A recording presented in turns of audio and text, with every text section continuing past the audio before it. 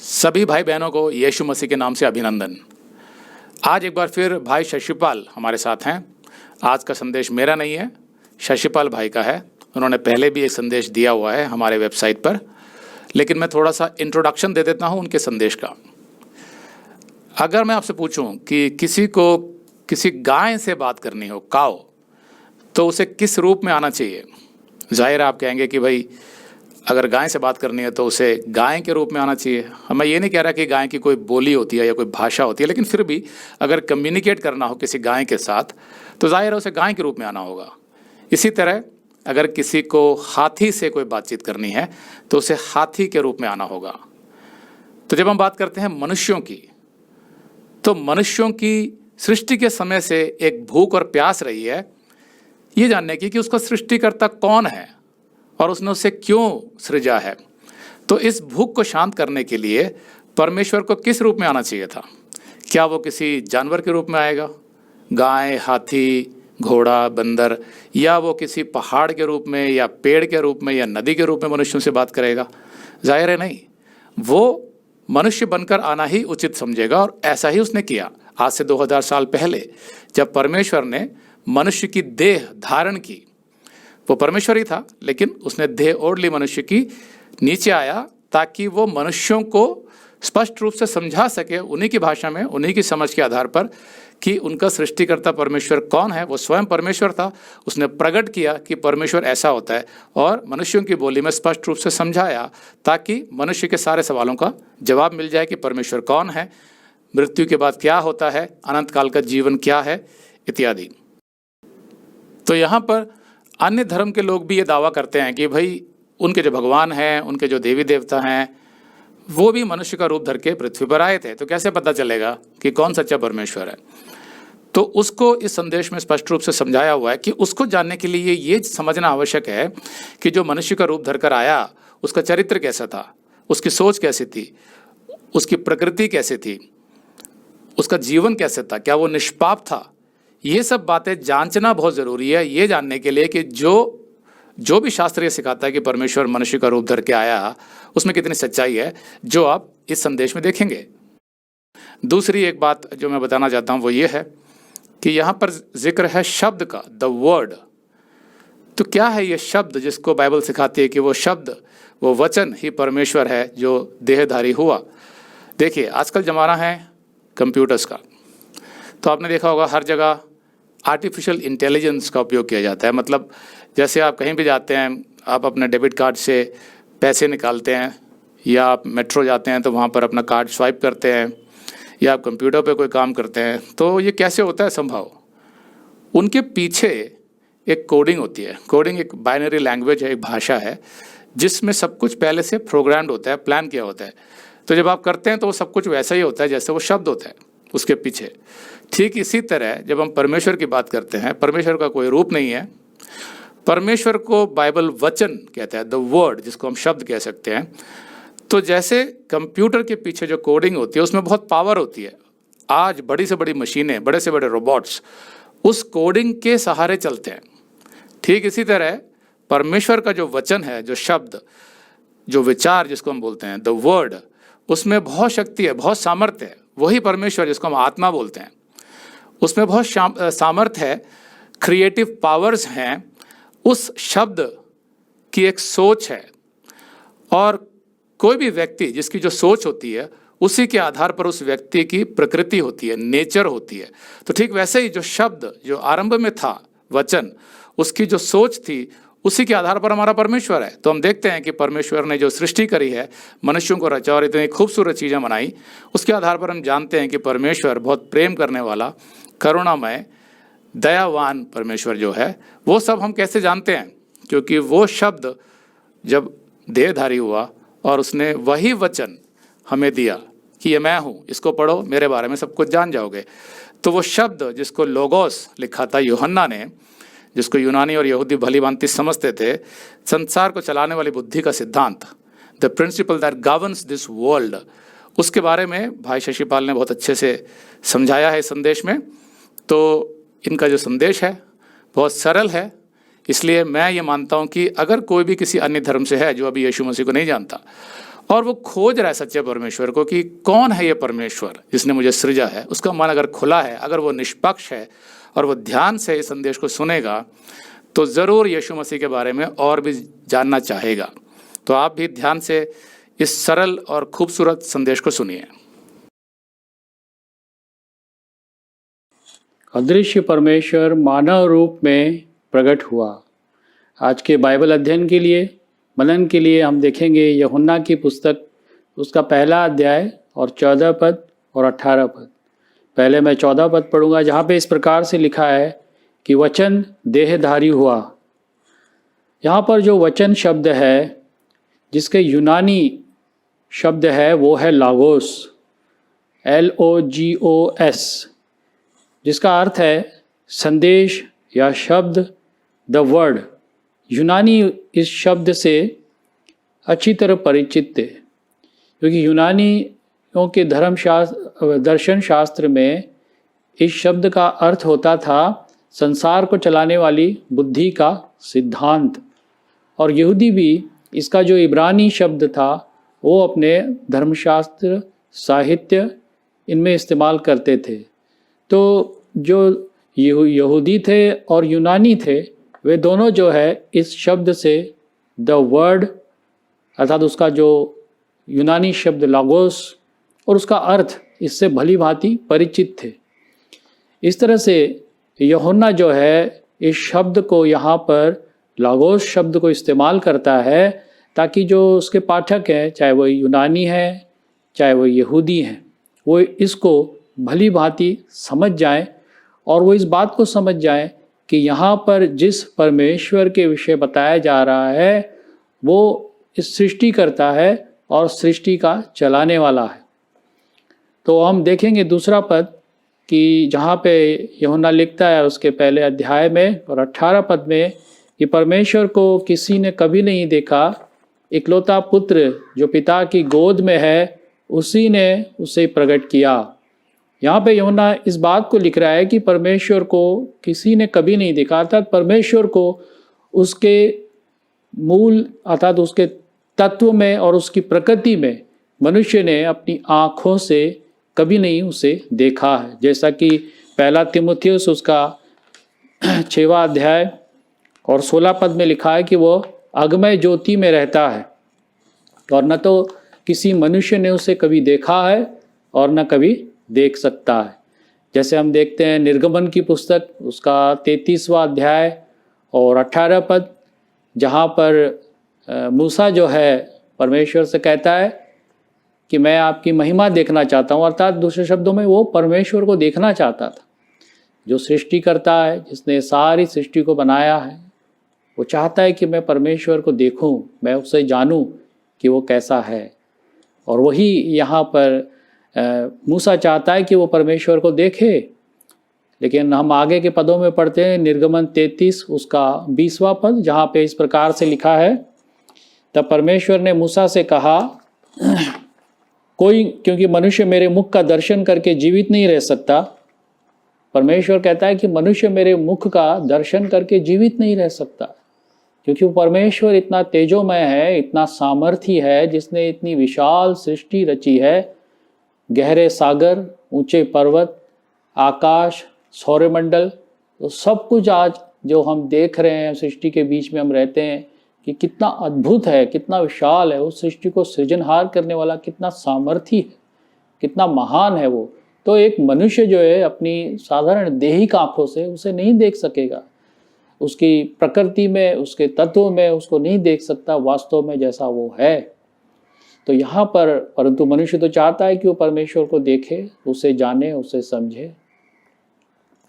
तो परमेश्वर ने अपने आप को जो है सृष्टि में प्रकट किया, सृष्टि के द्वारा। जब हम रोमियो के खत उसके पहले अध्याय में आते हैं 20वें पद में, जहाँ पे इस तरह से लिखा है, क्योंकि उसके अनदेखे गुण अर्थात उसकी सनातन सामर्थ और परमेश्वर तो जगत की सृष्टि के समय से उसके कामों के द्वारा देखने में आते हैं। ये जो समस्त सृष्टि है, जब हम इसे देखते हैं तो हम इस बात को महसूस करते हैं कि कोई एक सृष्टि करता है जिसने ये सारी सृष्टि को बनाया है और जो चलाता है इसे। ये अपने आप नहीं चल रही, अपने आप से नहीं आई है, इसे किसी ने बनाया है। दिन दोपहरी में क्या हम सूर्य को एक टकटकी नज़र से देख सकते हैं? नहीं। और यदि हमने देखा भी तो कुछ देर के लिए हमें कुछ भी दिखाई नहीं देगा हमारी आंखों से। तो उस सृष्टिकर्ता ने जो एक सूरज बनाया जिसे हम देख नहीं सकते अपनी देहिक आंखों से, तो हम उस महान परमेश्वर को अपनी देहिक आंखों से कैसे देखेंगे? तो आगे हम देखते हैं कि सृष्टि में परमेश्वर ने किस तरह से अपने आप को प्रकट किया है। इस सारी सृष्टि की रचना को देखकर परमेश्वर का दास दाऊद, जिसने अनगिनत भजन लिखे, जिसने भजन 23 लिखा कि वो मुझे सुखदायी जल के झरने के पास ले जाता है ना, उसने झरनों को देखकर परमेश्वर की महिमा की, उसके गीत लिखे। भजन 121 जहाँ पर वो कहता है कि मैं अपनी आंखें पर्वतों की ओर लगाऊंगा, मुझे सहायता कहाँ से मिलेगी? मुझे सहायता यहोवा के ओर से मिलती है जो आकाश व पृथ्वी का करता है। तो ये सारी सृष्टि को देख करके दाऊद ने परमेश्वर की महिमा की, उसके गीत गाए, उसके भजन लिखे। तो सृष्टि में परमेश्वर ने अपने आप को प्रकट किया कि वो एक सृष्टिकर्ता है जिसने सब कुछ बनाया। फिर हम इब्रानियों के खत में आते हैं, उसके पहले अध्याय और पहले पद में, जहाँ पे इस तरह से लिखा है कि पूर्व युग में परमेश्वर ने बातें की। पूर्व युग में परमेश्वर ने जो है अपने लोगों से बातें की। उसने जैसे उसने नूहा से बात की, जैसे उसने इब्राहिम से बात की, जैसे उसने इसहाक से और या इज़राइल से अर्थात याकूब से। तो इस प्रकार से हम देखते हैं उसने थोड़ा थोड़ा करके, जैसे वचन में लिखा है कि उसने पूर्व युग में थोड़ा थोड़ा करके हमारे बाप दादाओं से बातें की। तो परमेश्वर ने वचन के द्वारा जो है मनुष्यों से बातें की। फिर उसने भविष्यवक्ता दिए, यशायाह, यिर्मयाह, यहेजकेल, दाऊद, दानियल, ये भविष्यवक्ता दिए जिसके द्वारा उसने मनुष्यों से बातें की। लेकिन फिर भी हम देखते हैं कि मनुष्य जो है परमेश्वर को पूरी रीति से समझ नहीं पा रहा है, उसे जान नहीं पा रहा है, उसके प्रकृति, उसके स्वभाव को नहीं जान पा रहा है।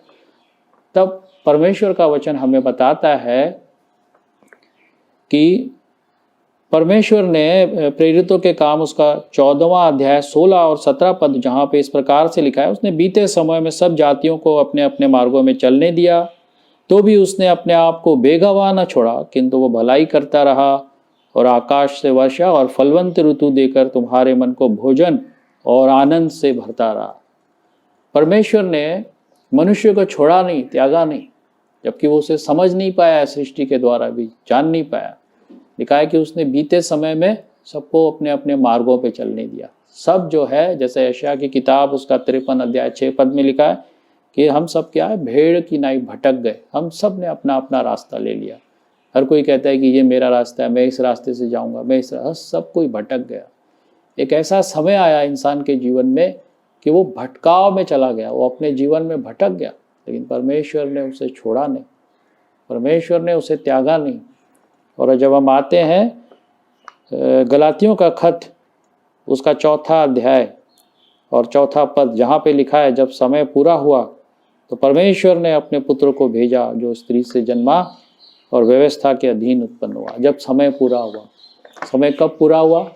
जो परमेश्वर की योजना में था, जो परमेश्वर ने निर्धारित किया हुआ था, वो समय आ गया। ये वो समय था जब सारे इस पृथ्वी पे अन्य धर्म थे, अलग अलग दर्शन शास्त्र थे, जैसे यूनान का दर्शन जो बहुत ही प्रसिद्ध था, उसके बारे में बहुत लोग जानते थे, चर्चा करते थे, यूनान का दर्शन शास्त्र। और इसी प्रकार से हम देखते हैं कि बुद्ध धर्म था।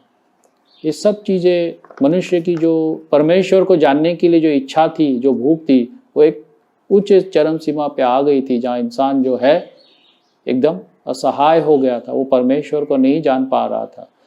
जैसा हम प्रेरितों के काम में देखते हैं, जब पौलुस एथेंस शहर में था, जहाँ पे वो कहता है कि मैंने जब फिरते हुए देखा तो मैंने एक वेदी ऐसी पाई जिस पे लिखा था अनजाने ईश्वर के लिए। तो मतलब ये जो चीज़ है वो दिखाती है कि इंसान का हृदय कितना, उसमें एक खालीपन है जो केवल परमेश्वर ही भर सकता है। जबकि उनके पास इतने देवी देवता थे, उसके बावजूद भी उनके अंदर एक खालीपन था, उनके अंदर वो निश्चयता नहीं थी कि कौन, क्या ये वास्तव में परमेश्वर है। मतलब ये इस बात को दिखाता है कि उनके हृदय में एक खालीपन है।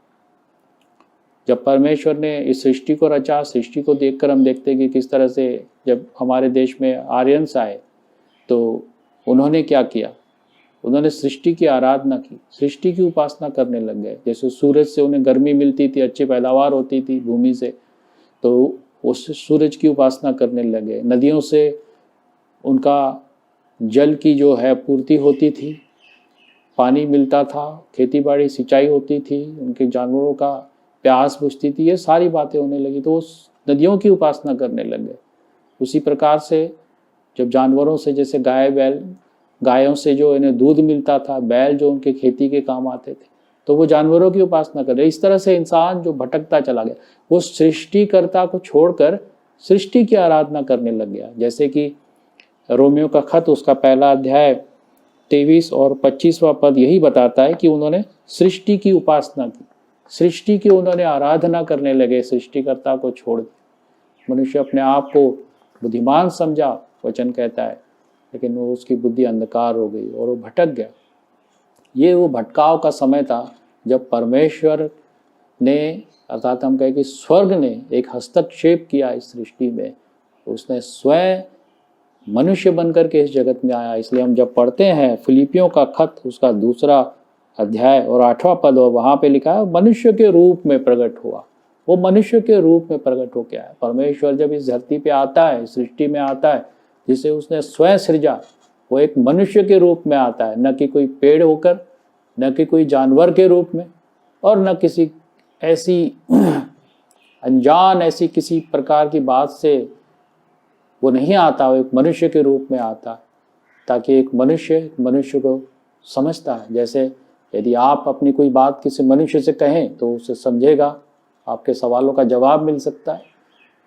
पर यदि मैं और आप किसी गाय के पास जाके या किसी जानवर के पास जाकर अपनी बातें कहें तो क्या वो मेरी और आपकी बातें समझेगा? क्या वो मेरी और आपकी समस्याओं का समाधान कर सकता है? कदापि नहीं कर सकता। केवल मनुष्य ही मनुष्य की बातों को समझ सकता है। इसलिए जब परमेश्वर इस जगत में आता है तो वो मनुष्य के रूप में आता है, न कि किसी और रूप में। इस प्रकार से हम देखते हैं इब्रानियों का खत उसका 2 अध्याय 14 पद, जहाँ पे इस प्रकार से लिखा है, इसलिए जबकि लड़के मांस और लहू के भागी हैं तो वह आप भी उनके समान हो गया, है ना। जब वो इस सृष्टि में आता है तो वो मनुष्य के समान होके आता है। जैसा मनुष्य है मांस और लहू का, वो भी हमारे समान हो गया।